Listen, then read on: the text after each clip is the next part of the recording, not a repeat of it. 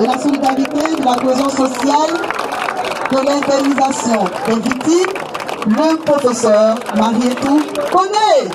À l'occasion des journées de dialogue intercommunautaire initiées par l'ONUCI.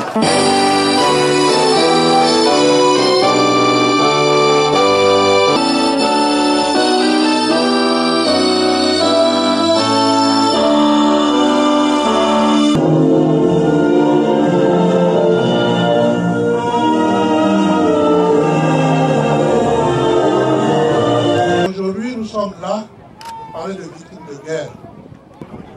Et ce qui concerne la sous-préfecture de Dania, c'est le 10 octobre 2002 qu'elle fut à son tour attaquée et occupée. Plusieurs faits ont marqué ces attaques et occupations.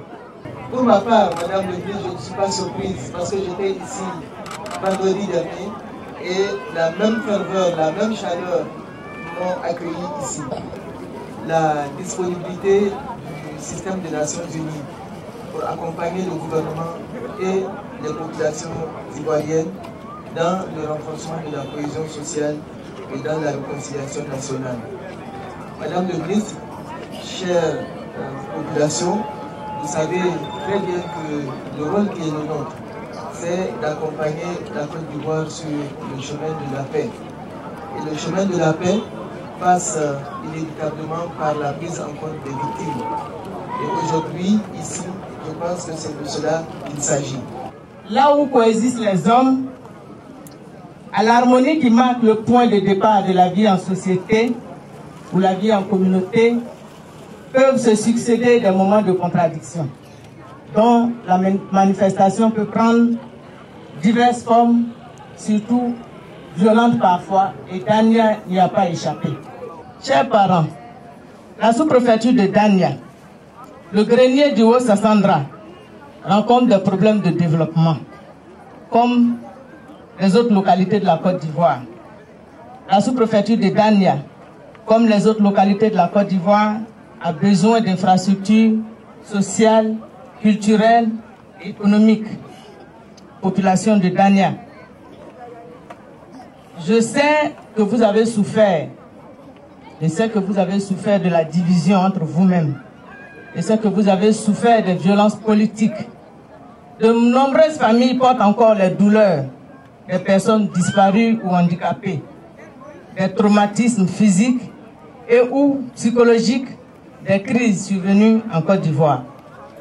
Je suis venu ici de façon prompte, comme l'a rappelé Madame la représentante spéciale du secrétaire général des Nations Unies, pour vous dire que les victimes de Dania ne seront pas oubliées. Aux hommes politiques, aux cadres, aux élus, Dieu merci, ils sont là aujourd'hui.